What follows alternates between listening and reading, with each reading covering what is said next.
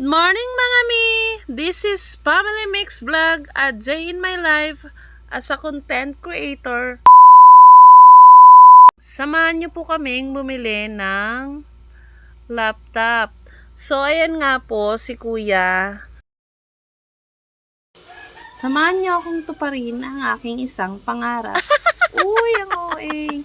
Bali mga mi, kahit napapag-isip ko na sayang ang pera, may cellphone at tablet naman. Sobrang pinag-ipunan namin mag-asawa ang pinambili ng laptop mga mi. Sa kakatabi ko nga ng ₱5 nakaipon ako ng pambili ng laptop. What? Yes, mga mi. When something is saved, there is something to buy. Uy, English yan. Makikita nyo nga sa video na pinaliliwanag ni Kuya ang pagkakaiba ng mga bawat brand. Dahil nga kailangan ng mga bata, mas pinili ko ang mas mataas. Nakita niya na binibidyohan ko siya. Kaya nga, napatawa siya. Kaya't ang sabi niya, bakit at para saan daw? Sinabi ko nga sa kanya, iko-content ko ang video at ngumiti naman siya at nagsabi ng shout out. So, ma'am, nagbablog ka pala. Yan ang sabi po ni Kuya. So, bali nga, may napili na kami. Kaya sumunod na kami kay Kuya para makapagbayad. Natatawa nga ako at mga mi, kasi GCash daw siya magbabayad. Kaso, mga mi, wala siyang load. Kaya pa-hotspot daw. So, ako naman, hin-hotspot ko siya. Kaso, pawala-wala rin yung signal ko. Kaya, ang nangyari, naki-hotspot siya dun sa kay Kuya na nag-a-assist sa amin. So, ayan na nga, for today's video guys, makikita niyo yung video na yan na nakapila na kami, for payment na kami through GCash. So, ayan nga, si Ate Elaine nyo, excited na, at saka si Daddy J na nagwe-wait siya nung papel para for payment. So, ayan si Ate Jaisel. So, bali nga dyan guys, makikita nyo na inabutan si Daddy J ng papel. Ayan po yung papel na for payment na. Kaso, isisend niya yung pera. Nakakatawa guys. Wala nga siyang wala siyang signal. Wala siyang load. Kaya hindi niya mapasahan ng through GCash. Kaya ang nangyari, naki-hotspot nga siya. At natatawa nga ako dyan guys. Sabi ko, ibenta mo na lang kaya yung cellphone mo. May cellphone ka, walang load. Tapos dyan guys, hindi ko na pakita sa inyo yung video na yung isang nag-a-assist sa amin, lumapit sa amin. Sabi niya, ma'am, nakita daw niya yung cellphone na naiwan. So, si Ate Jaisel nyo, sa sobrang excited, naiwanan niya yung cellphone sa ibabaw. So, ako naman, natakot naman ako. Sabi ko, sino kaya yung nakaiwan? Baka ako yun. So, baka awayin ako ni Daddy J. Ayan. Makikita nyo dyan na nagbibilang si Daddy J ng pera. So, ayan na. Kasi babayad na niya yung iba, GCash, yung iba, cash. So, dyan nga, napaisip ako na matagal pa naman, kaya maglilibot-libot muna ako. Tara po, maglibot tayo. Titingnan ko yung mga presyo ng mga appliances. In case na may extra budget pa ako, baka makabili-bili pa ako ng gamit para makaipon ako ng appliances. Kasi nga po, medyo kulang pa kami sa mga gamit ni Daddy Jenyo. Una ko nga pong tinignan itong mga widescreen TV. So, iba-iba yung mga price nila. Kaso nga lang, nung nakita ko yung mga presyo, napatanong na lang ako sa sarili ko kung kailan kaya ako makakaipon ng ganito kalaking halaga. So, ayan na nga. Yan, nakita ko yung isang price ng widescreen is 59,000. So, baka susunod na taon ko pa yan mabili kasi medyo wala pa kaming pera ni Daddy J. So, ayan, tumingin na rin ako ng electric fan. Kaso nga lang, ang mamahal, grabe talaga. Nilalamon na naman ako ng kahirapan ko.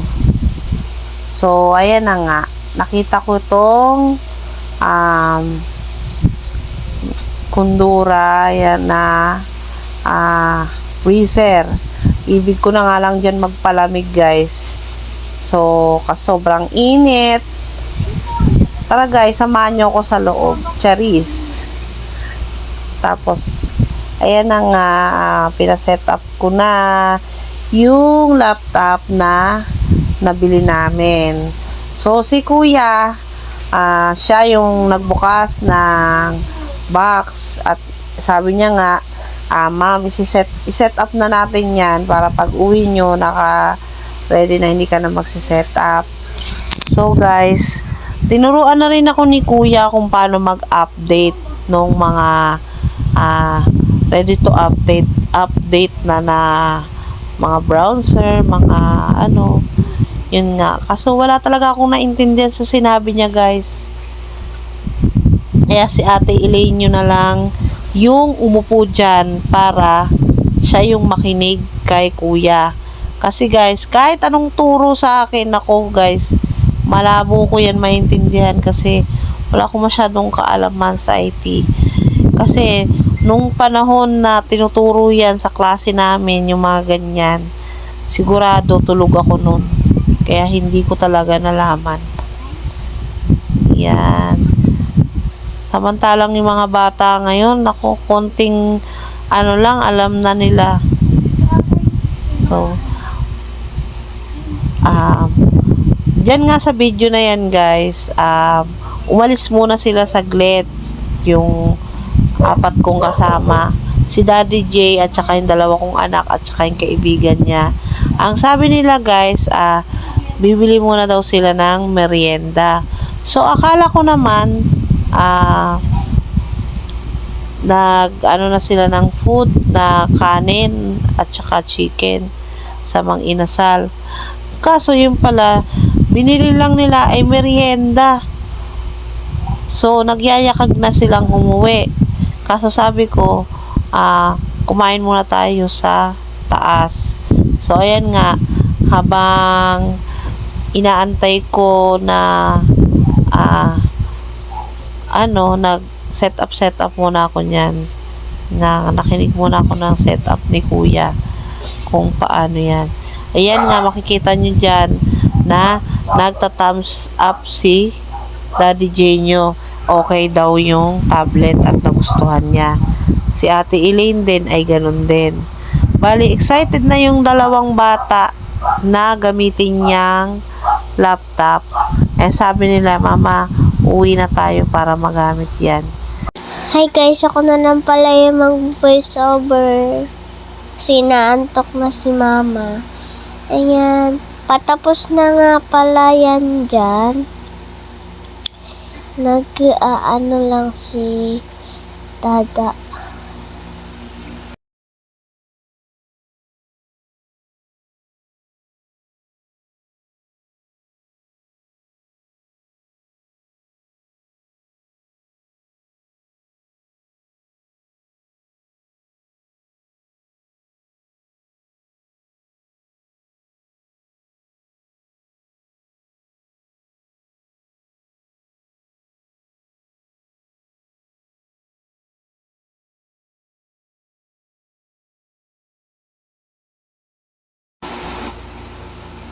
Ayan nga po pala.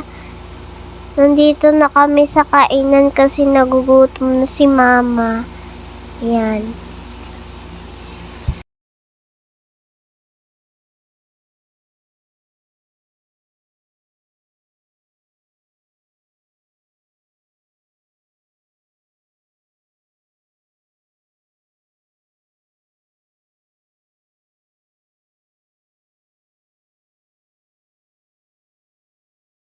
Ayan, umu-order na si Dada. Ayan, ito yung in-order namin na Terra Price kanina. Tapos may Giga Fries. Terra Price, tas Giga Fries. Malaki na pala yung Giga Fries tsaka yung Terra Price. Pero yung isa na Giga Fries is cheese. Tas yung Terra Fries is sour cream.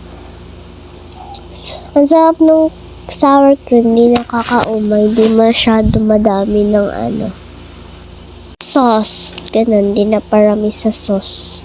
O kaya powder, ganun. Ayan, binibigay ni ate yung cellphone niya kasi baka mawalan yan.